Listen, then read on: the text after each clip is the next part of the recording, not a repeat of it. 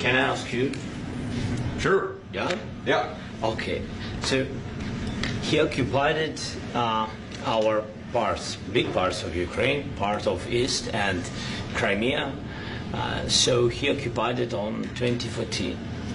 So during a lot of years, so I'm not speaking about just Biden, but those time was Obama, then President Obama, then President Trump, then President Biden, now President Trump, and God bless, now President Trump will stop him. But during 2014, nobody stopped him. He just occupied and took. He killed people. You know what the contact line? 2015. 2014. 2014 and 2014. Yeah. So I was not here. Yeah, but that's exactly right. Yes, but during 2014 till 2022, yeah, the situation the same. The people have been dying on the contact line. Nobody stopped him. You know that we had conversations with him, a lot of conversation, my bilateral conversation, and we signed with him, me, like a new president. In 2019, I signed with him the deal. I signed with him, Macron and Merkel, we signed ceasefire. Ceasefire. All of them told me that he will never go. We signed with him with gas contract. Gas contract. Yes, but after that, he broken this ceasefire. He killed our people and he didn't exchange prisoners. We signed the exchange of prisoners, but he didn't do it. What kind of diplomacy, JD, you are speaking about? What do you mean? I'm talking about the kind of diplomacy that's going to end the destruction of your country. Yes, but if you Mr. President, with respect, I think it's disrespectful for you to come into the Oval Office and try to litigate this in front of the American media. Right now, you guys are going around and forcing conscripts to the front lines because you have manpower problems. You should be thanking the President for trying to bring an end to this conflict. Have you ever been to Ukraine that you say what problems we have? I have been to. Count once. I've actually watched and seen the stories, and I know what happens is you bring them on a propaganda tour, Mr. President.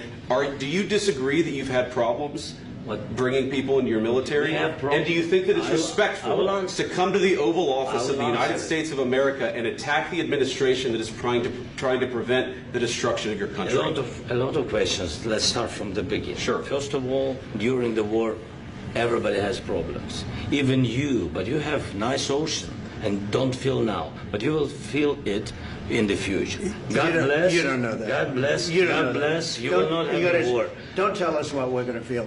We're trying to solve a problem. Don't tell us what we're going to feel. I'm not telling you. Because you're in no position to dictate that. That's exactly what you're doing. You're in no position to dictate what we're going to feel. We're going to feel very good. You will feel influence. We're going to feel very good and very strong. You will feel influence. You're right now not in a very good position.